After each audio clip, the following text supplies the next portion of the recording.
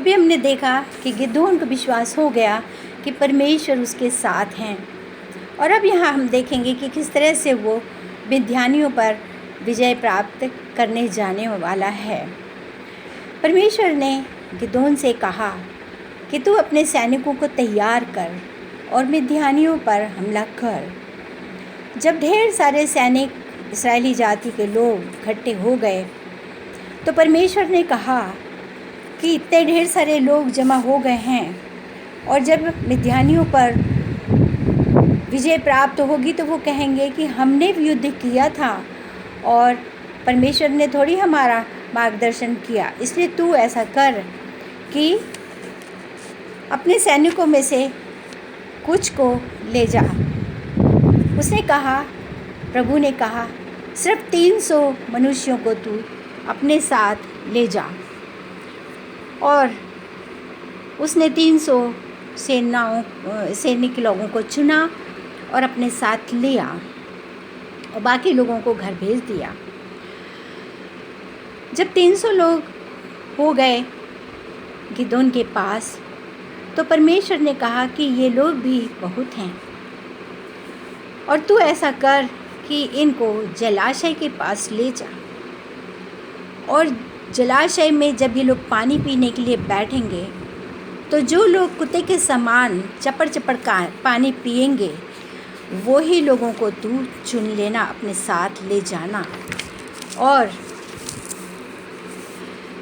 जब वो उन सैनिकों को जलाशय के पास ले गया तो केवल 100 लोगों ने कुत्ते के समान पानी पिया। और परमेश्वर पिता ने कहा कि ठीक है, अब इनको लेकर के जा। और उसी तरह से और भी सैनिकों को लिया उसने, जो कि कुत्ते के समान चपड़ चपड़ करके पानी पी रहे थे। और इस प्रकार से 3 दल उसने 100 मनुष्य को बना लिया, और हर एक मनुष्य के हाथ में एक खाली मटका दिया और उसमें मशाल दी, और एक हाथ में उन्होंने नरसिंगा लिया। और गिदोन ने कहा कि जैसा मैं करूं वैसे ही तुम लोग भी मेरे साथ करना। और रात को गिदोन मिद्यानियों के पास गया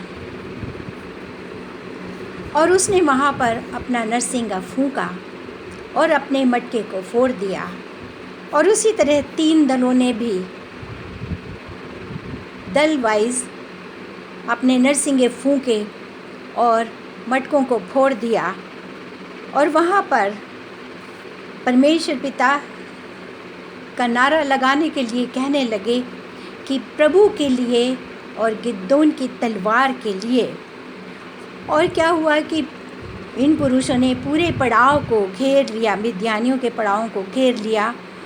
और जब नरसिंगा फूंका और मटकों की आवाज़ उनने सुनी तो उसमें भगदड़ मच गई, और वे लोग घबरा करके आपस में एक दूसरे का ही संहार करने लगे।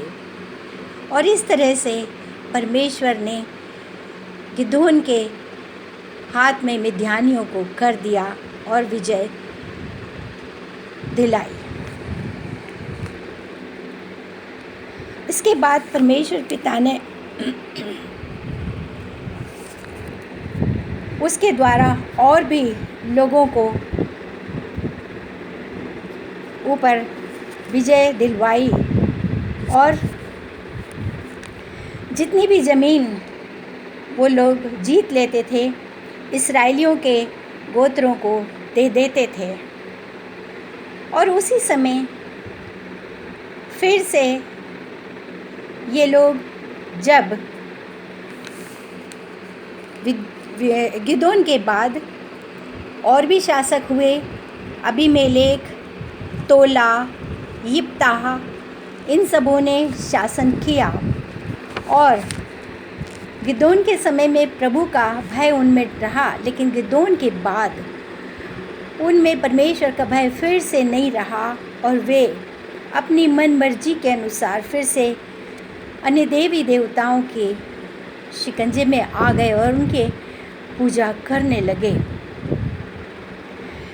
उन्हीं दिनों में हम देखते हैं कि परमेश्वर ने किस प्रकार से उनकी सहायता की, क्योंकि उस समय इस्राएली लोगों के ऊपर पलिश्ती लोगों ने चढ़ाई कर दी थी और वे लोग परमेश्वर पिता से फिर से दुहाई देने लगे।